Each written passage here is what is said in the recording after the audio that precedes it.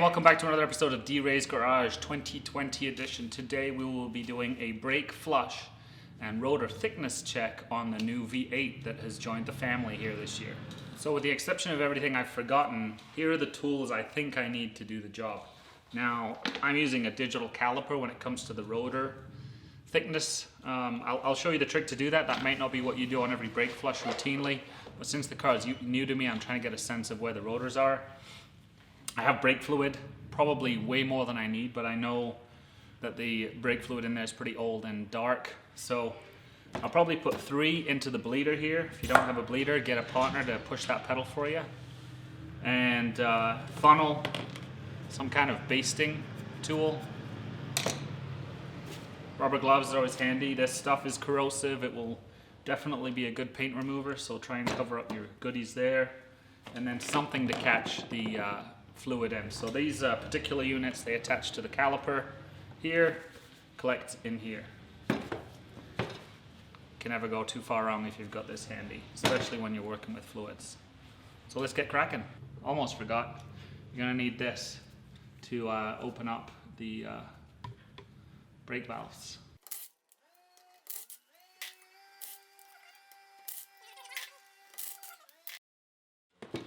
Alright, so this guy's going to get hooked up to the brake cylinder, and I'll show you that here shortly. I have a nice quick disconnect that goes to the pressurized bottle here that I'm about to load up, but it's better to just remove it to screw it on. You want it on good and tight. I did one time not do it that good and tight. When I pressurized it, I think you know what happened next. Before I do lock this on, I'm going to extract a little bit of the old fluid, just so I'm pushing less of that old fluid through the line so I can see that changing color occur sooner. At each of the calipers there, and it should be pretty obvious because there is such a deep color to the existing brake fluid versus this will be pretty pale by comparison. I'm going to start with 3 of these bottles, which is 1.5 liters, and if I need that 4th one, I'll go to it because I do want to get a full and thorough flush, but 3 should be more than enough. I'm not sure what the capacity of the system is, but it shouldn't be much more than 1.5 liters. And if you didn't know, brake fluid doesn't keep well because of its being hygroscopic, and it loves water, which compromises its functionality. So don't ever leave half a container around for a future flush because it's just not worth it. You might as well flush it through your system and give your system that extra level of clean. But it may or may not need, but you just can't keep this stuff around.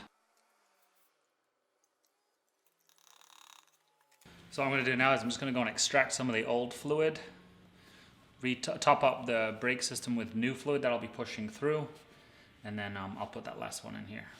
So here's the brake cylinder. I'm not sure you'll be able to make out the color of the fluid really well from there, but it's I think I'm going to use a technical term, dark murky urine that you'd probably go to the doctor for.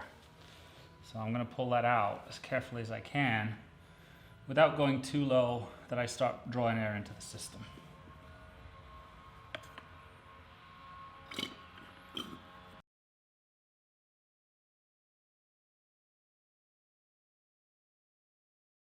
So now I'm going to top this up, fill the rest of the pressure bleeder, and pressurize the system up here. So at this stage, overfilling isn't a big problem because we're going to be pushing the fluid anyway through the system. So I like to be generous at this stage without overflowing.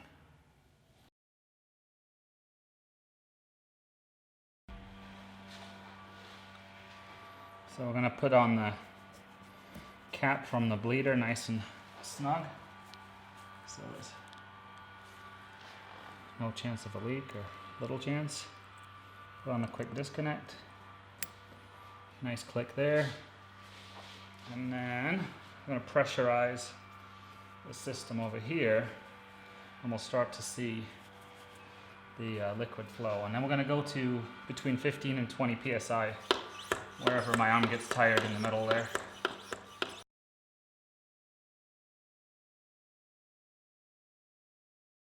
Okay, so hopefully you can see that. We're up to 17.5 psi. As you can see, the liquid is now pressurized into the brake slave cylinder here. Set that there, and hopefully the towel can hold it up. We want to check that pressure in between wheels. We're going to start with the furthest away from the unit here. So we're going to start at the passenger corner, then driver corner, the rear, then front passenger, front driver, in that order, and then we're pushing as little fluid through the system as possible here at the end.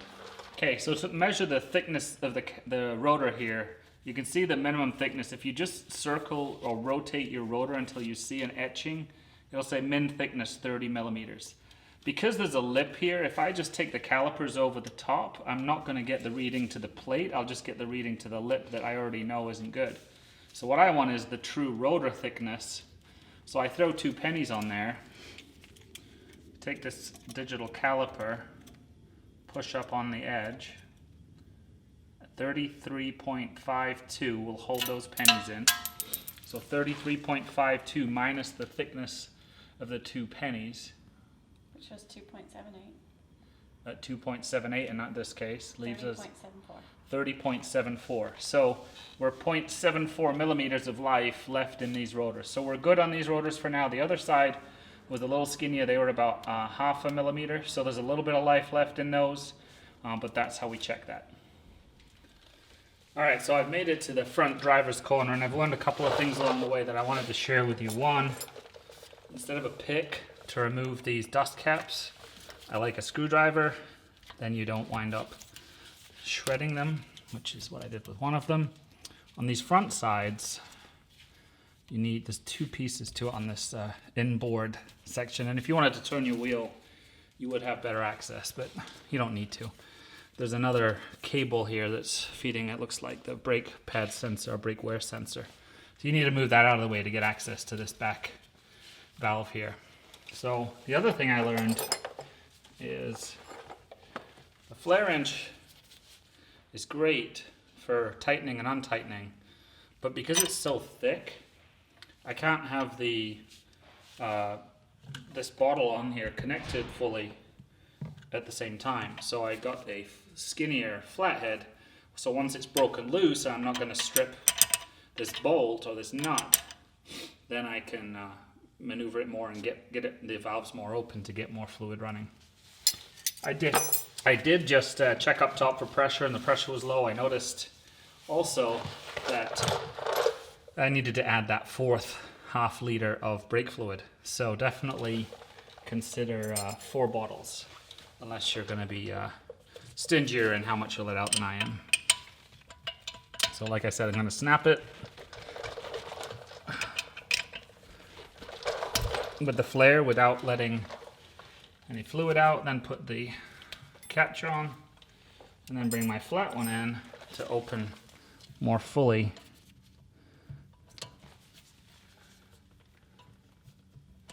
And let the fluid roll.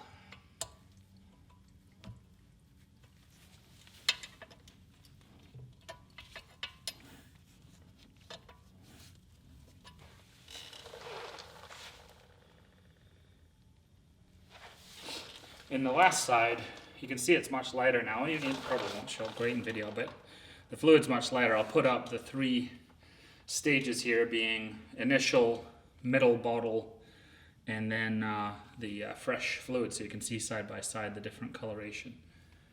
But this is our last caliper. We'll have a full setup, then we'll work the brake pedal to make sure it's pushing through the system, check that the brake cylinder, slave cylinder is full, and that will complete the job. Well, once you put the wheels back on and stuff.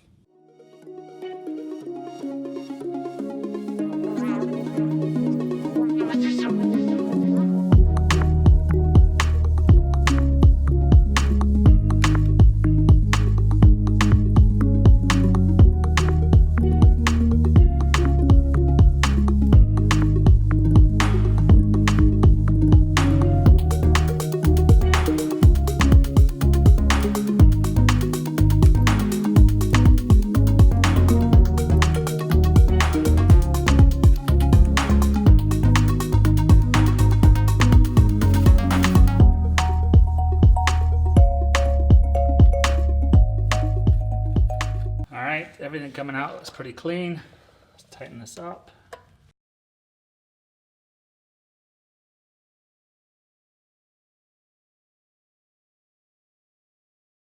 Okay, so now I'm going to depressurize the unit here.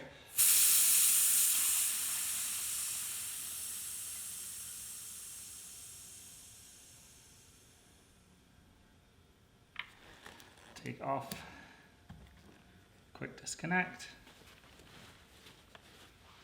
let that flow down, back into here.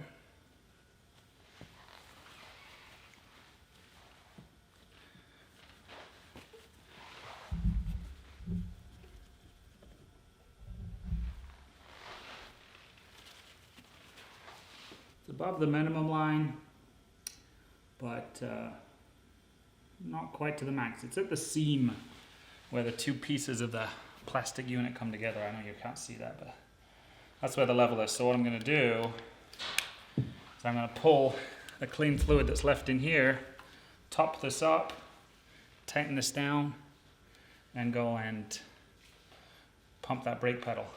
Make sure we're at the right level.